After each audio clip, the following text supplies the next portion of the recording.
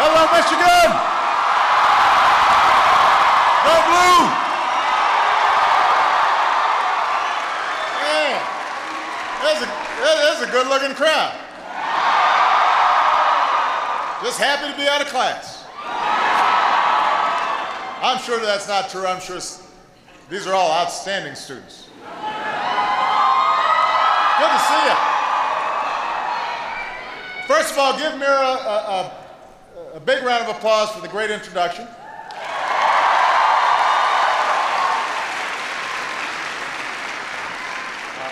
I want to say thanks to your president, Mary Sue Coleman, for her years of outstanding leadership here at Michigan.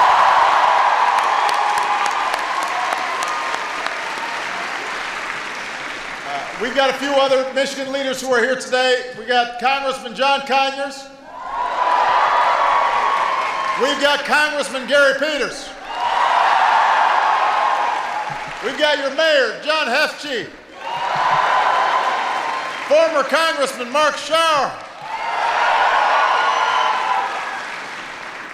Your congressman, the legendary John Dingell, could not make it, but his wife Debbie is here. Give her a big round of applause.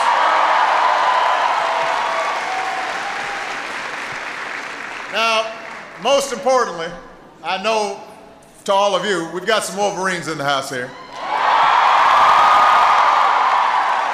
We've got Glenn Robinson III. We've got Jordan Morgan. We got Big Ten Player of the Year, Nick Stauskas. And we've got quarterback Devin Gardner.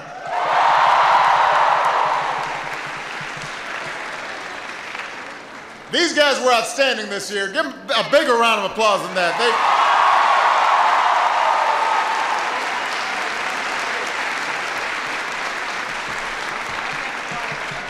You guys had a great run. That last game was as good of a game as we've seen the entire season. I know you wish that turned out a little bit later.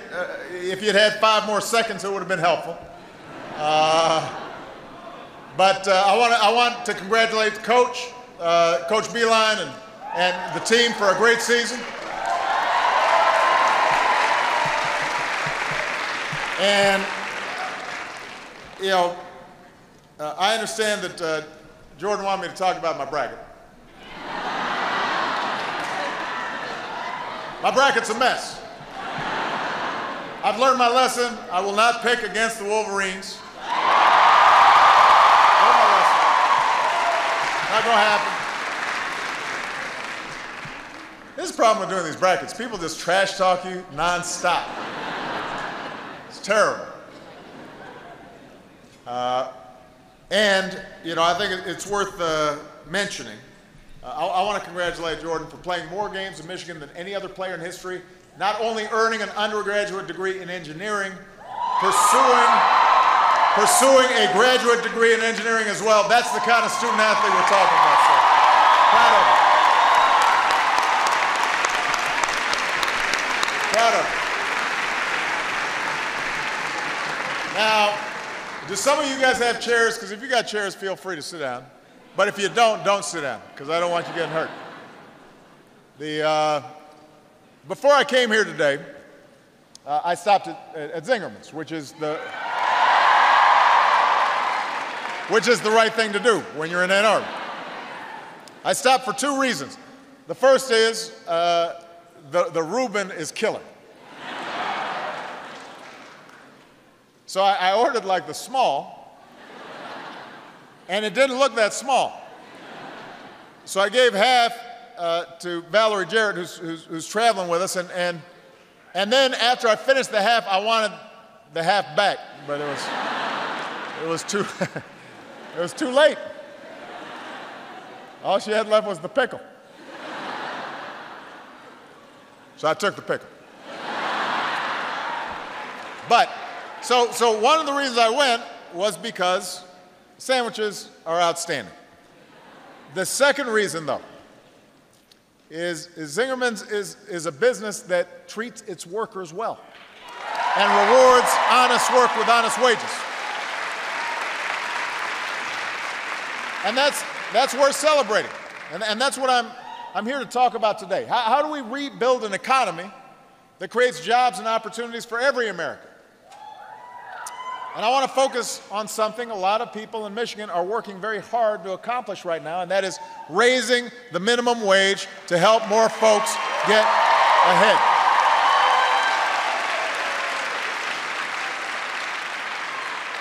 Now, here's the context. Our economy is doing better. It's growing. Our businesses are creating jobs, 8.7 million new jobs over the past 4 years. Our manufacturing sector, which had been losing jobs throughout the 90s and throughout the, what do you call it, aughts? You know, the 2000 to 2010, whatever you call that. But manufacturing had been losing jobs. About a third of manufacturing had lost, and obviously that had hit Michigan really hard. But we're now seeing the manufacturing sector add jobs for the first time since the 1990s. So that is good news. Housing market is recovering. Obviously, the stock market's recovered, which means people's 401ks, if they have them, are doing a lot better. Troops that were fighting 2 wars, they're coming home. We just went through the first...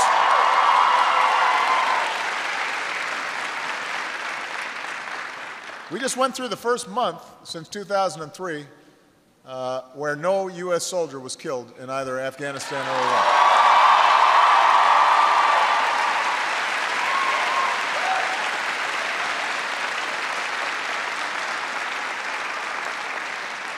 Today you've got companies looking to invest in the U.S. instead of sending jobs overseas. They want to create more jobs and invest right here in the United States.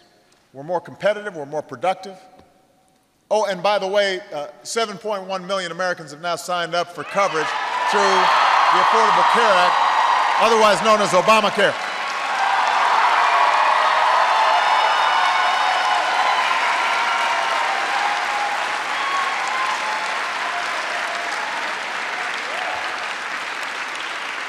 That's a lot of people, 7.1.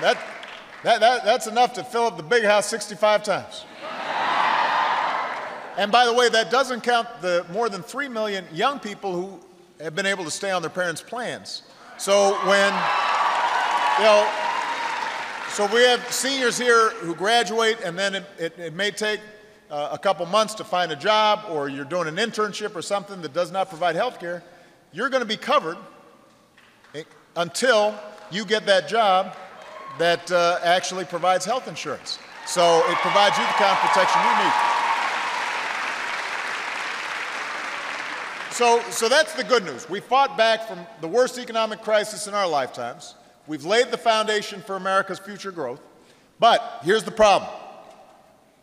There's been a long-term trend that has really been hitting middle-class folks and folks trying to get into the middle class, and that's been going on since before most of you were born.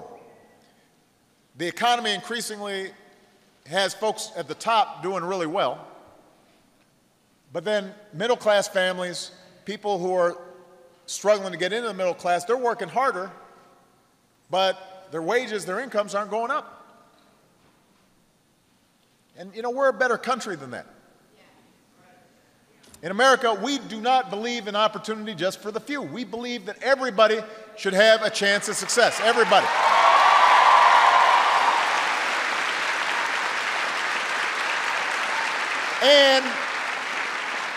And we believe our economy grows best not from the top down, but from the middle out and from the bottom up. And we want to make sure that no matter where you're born, what circumstances, how you started out, what you look like, what your last name is, who you love, it doesn't matter. You can succeed. That's what we believe.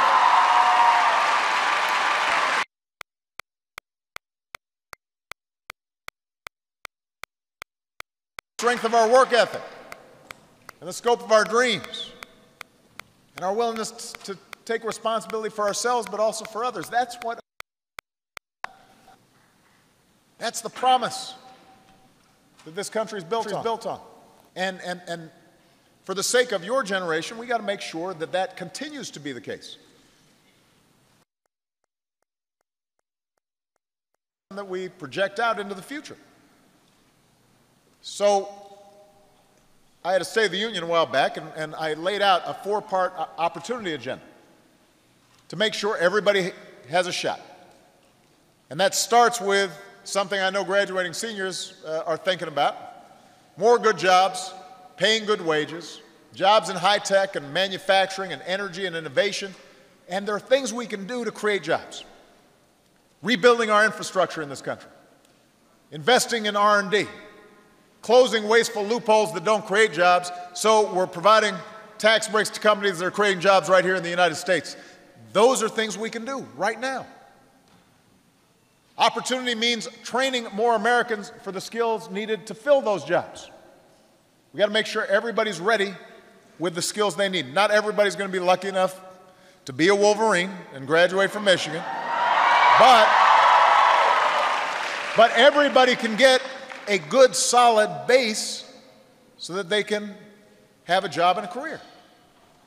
Opportunity means guaranteeing every young people access to a world-class education. And that's got to start with pre-K all the way through higher education.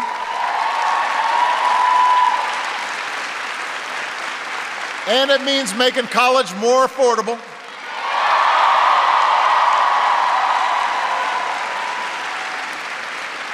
Some of you may not know this, but before a lot of you even entered college, we took on the student loan system.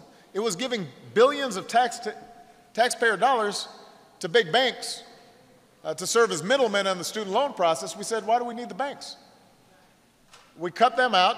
We used the savings that were generated, billions of dollars, to expand the grants that help millions of low-income students pay for college. And we're offering millions of students who are graduating the chance to cap monthly student loan payments at 10% of your income. This is something you need to talk to your counselors about, especially, especially if you're going into teaching or social work or other professions where it's a passion, but you're not going to be an investment banker salary situation. So make sure you find out about this. You can cap, I know Stauska's got the contract coming up, so he doesn't have to worry about these things, but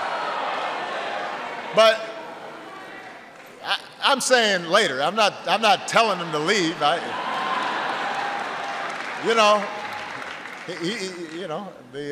wasn't editorializing on that.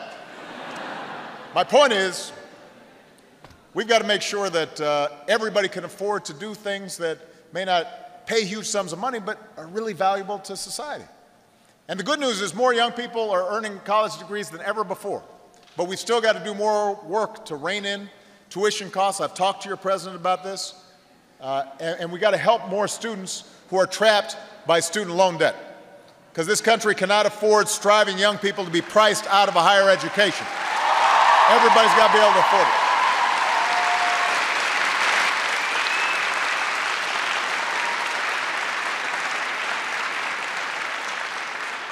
Now, finally, opportunity means rewarding the hard work of every American. Not just some Americans, every American. That means making sure that folks are paid equal for doing equal work. I do not want my daughters paying less than somebody else's sons for doing the same job.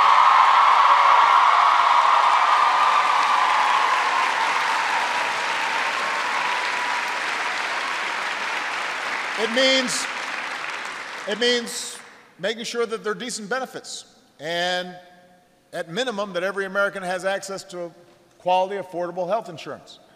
It means paychecks and wages that allow you to support a family. All of which brings me back to this issue of the minimum wage, giving America a raise. Now, raising the minimum wage is not going to solve all of our economic challenges. The majority of folks who are working get paid more than the minimum wage. As Americans, we understand that some people will earn more than others. But here's one thing we do believe. Nobody who works full-time should be raising their family in poverty, right? If you're working, if you're responsible, you should be able to pay the rent, pay the bills.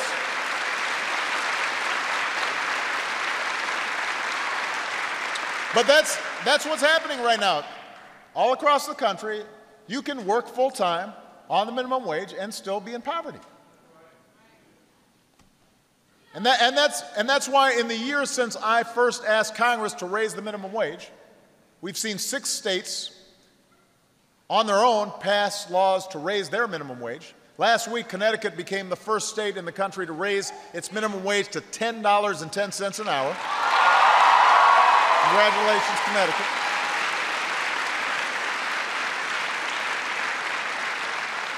You've got more states and counties and cities that are working to raise their minimum wage as we speak. That includes your state legislators from Ann Arbor, Adam Zemke and Jeff Irwin, who are trying to raise it here in Michigan. We're proud of them. Stand up, guys. Come on. They're there.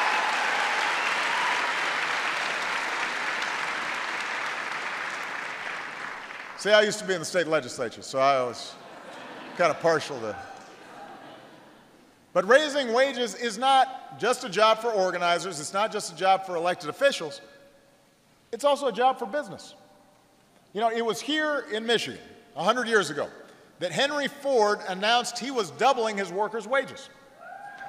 And at the time, some of his fellow business leaders thought he had lost his mind. But Henry Ford understood it was going to be good for business. Not only did it boost productivity, not only did it reduce turnover, not only did it make employees more loyal to the company, but it meant that the workers could afford to buy the cars that they were building. So you were building, so by paying your workers more, you were building your own market for your products. And hugely successful companies today, like Costco, they take the same approach. And it's not just big businesses, small businesses too. In my State of the Union address, I called on more business leaders to boost their employees' wages, give them a fair wage.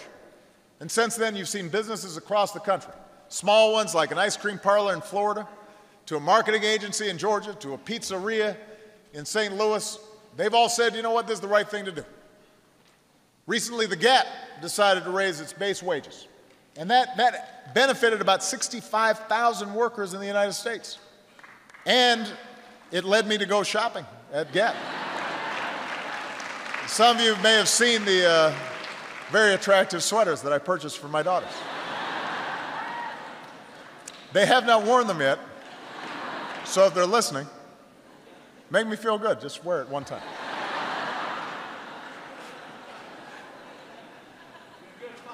Now, Zingerman's does not have as many workers as the Gap, obviously, but they try to do right by each and every one of them. You know, you got some big businesses who go to Washington to lobby for special treatment for themselves. So one of Zingerman's owners, Paul Saginaw, flew to D.C. to lobby for his workers, to lobby for better treatment for workers through a higher minimum wage. That's the kind of folks who are running Zingerman's.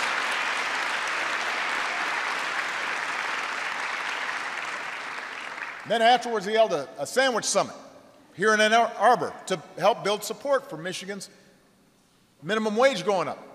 And Paul's point is simple. Fair wages and higher profits are not mutually exclusive. They can go hand in hand. That's what Henry Ford understood. And Paul opened Zingerman's doors 32 years ago last month, so he knows a little bit about business. But he and his business owners, like him, believe higher wages are good for the bottom line. I happen to believe the same thing, so I decided several months ago that the federal government should follow their lead. And so I issued an executive order that requires federal contractors, folks who are doing business with the government, to pay their employees on new contracts a fair wage of at least $10.10 an hour. It's the right thing to do.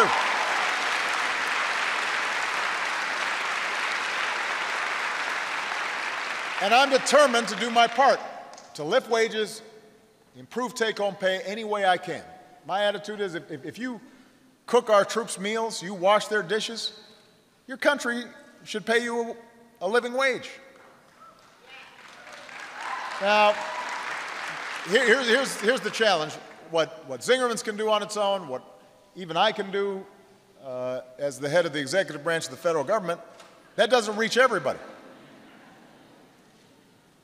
If we're going to do right by our fellow Americans, we need Congress to get on board. We've got to have Congress to get on board. We've got to have state legislators to get on board. Because even though we're bringing manufacturing jobs back to America, we're creating more good-paying jobs in education and healthcare and business services, there are always going to be folks who do critical work, who bust their tails every day, airport workers, restaurant workers, and hospital workers, and retail sales people, who deserve an honest day's pay for an honest day's work. They're doing necessary jobs. They should be able to make a living. So, right now, there is a bill before Congress that would boost America's minimum wage to $10.10 an hour. It's easy to remember, 10-10, 10-10. Passing this bill would not just raise wages for minimum wage workers, it would help lift wages for nearly 28 million Americans, including nearly 1 million people right here in Michigan. It would lift millions of people out of poverty right away. It would help millions more work their way out of poverty right away.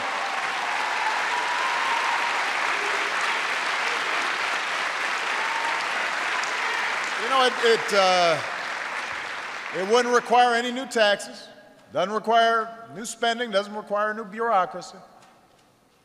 But what it would do is help those families and give businesses more customers with more money to spend. And it would help grow the economy for everybody. So you would think this would be a no-brainer.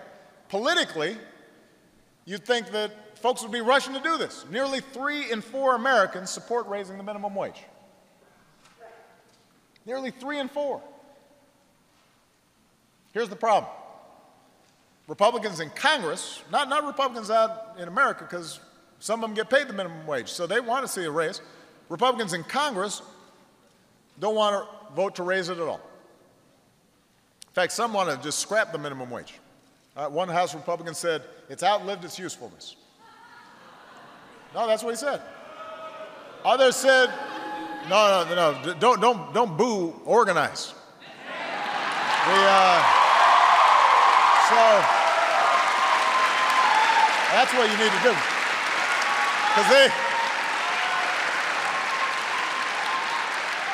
they may not hear the boos, but they can read a petition and they can see votes. You've got some Republicans saying we shouldn't raise the minimum wage because they said this because, well, it just helps young people. Now, first of all, I think it's pretty good to help young people. Well, I don't know what's wrong with helping young people. I mean, folks who say that, probably, next thing you know, they'll say, get off my lawn. I think it's okay to help young people. But the fact is, most people who would benefit from a higher minimum wage are not teenagers taking on their first job. The average age of folks getting paid the minimum wage is 35. A majority of lower wage jobs are held by women.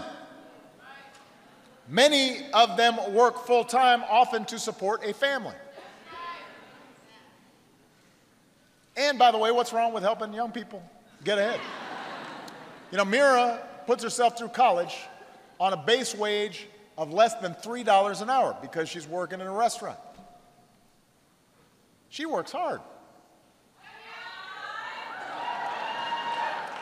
She does.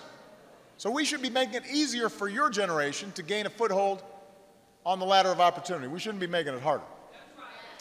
Now, the truth is the Republicans' refusal so far to raise the minimum wage is pretty consistent with their general worldview. No, which says, it says basically you're on your own. Government doesn't have a role to play in making sure that the marketplace is working for everybody. You know, just yesterday, Republicans in Congress put forward a budget for the country that I believe would shrink opportunity for your generation. It starts by giving a massive tax cut to households making more than $1 million a year, the very folks who've benefited the most over the last 20 years from this economy that is benefiting people at the top.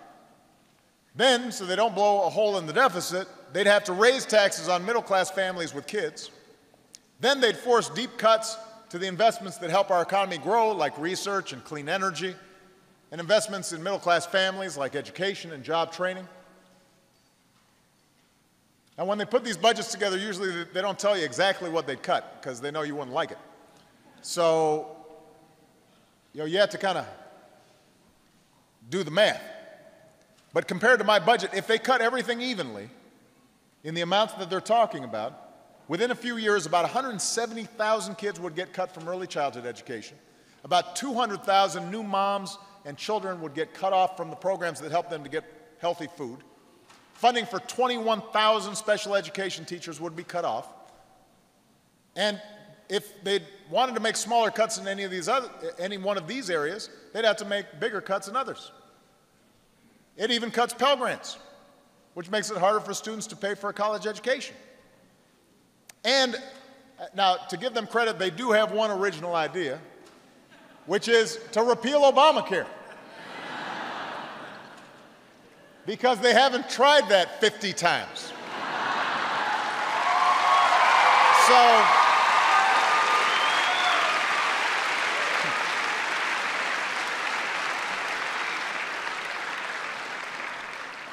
"50 times they've tried to do that." So that means they would take away health coverage not only for more than 7 million Americans who've done the responsible thing, signed up, bought health care for themselves and their families, but for the 3 million young adults who've been able to stay on their parents' plan under this law. What I just told you about being able to stay on your parents' plan, the Republicans don't like that. And their budget guts the rules we put in place to protect middle-class families from another financial crisis like the one that we've endured. So if this all sounds familiar, it should be familiar because it was their economic plan in the 2012 campaign. It was their economic plan in 2010. It's like that movie Groundhog Day, except it's not funny.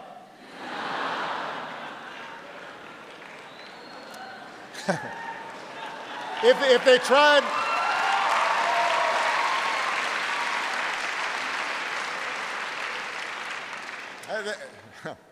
if they tried to sell this sandwich at Zingerman's, they'd have to call it the Stink Burger, or the Meanwich.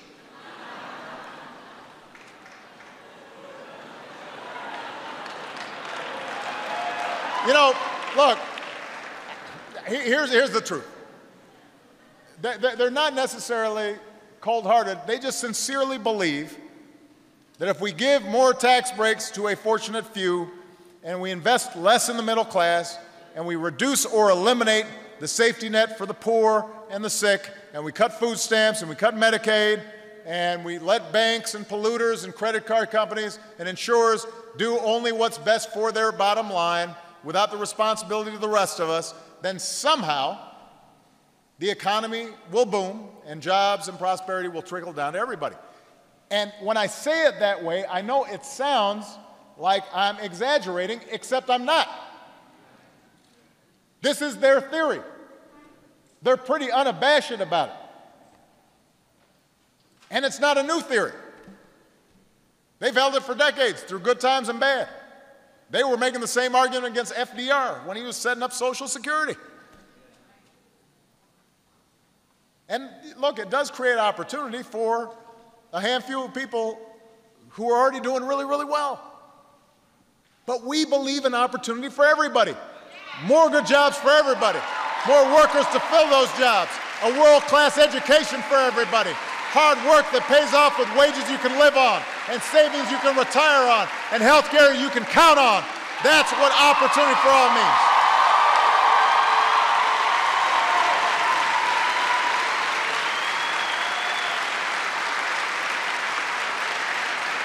That's what it means.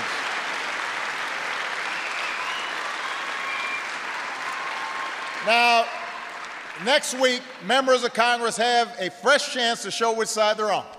They're going to get a yes or no vote on raising the minimum wage all across this country. And they've got to make a clear choice.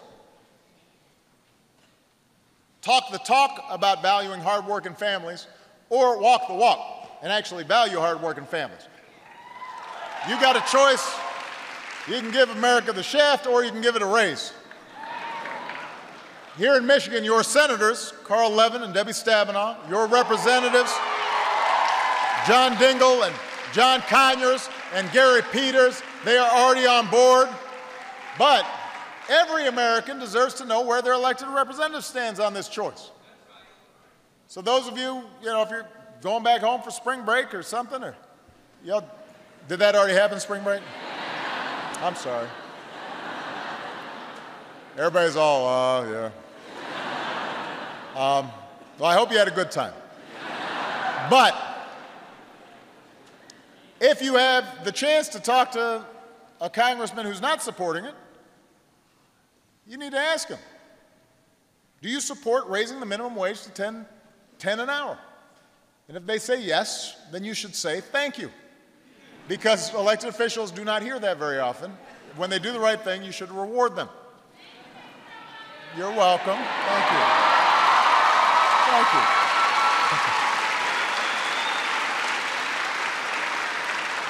Now, if they say no, you shouldn't yell at them.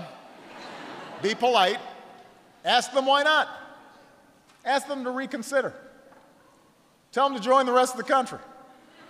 For once, instead of just saying no, say yes. It's time for 10-10. It's time to give America a raise. As I'm looking out at all of you, I'm reminded 4 years ago, I had the privilege of delivering the commencement address at the university over in the big stadium. And I said, our democracy, it's always been noisy. It's always been messy. We have big arguments. But in the end, we've always had the ability to look past our differences and our disagreements and forge a common future. And we've got common values: hard work, responsibility, pursuing your individual dreams. What the argument is right now about is whether we also affirm the values that make sure we're giving everybody a chance, making sure our fellow citizens can also pursue their dreams, that we're not just looking out for ourselves all the time, but we're also looking out for the person next to you. That's also what America's about. That's what we have to do again. We've got more jobs to create. We've got more kids to educate. We've got more clean energy to create. We got more troops to bring home. We got more veterans to care for. We got an immigration system we got to fix. We've got to build a middle class. We got to give opportunity for everybody who strives for it. We got to make sure everybody, black, white, Latino, Asian, Native American, gay, straight, with or without a disability, folks in the inner city, folks outside the borders of the city, everybody's got a chance. America's a place for everybody. That's what we're fighting for. That's what I need you to go out there and talk about. Thank you. God bless you. God bless America.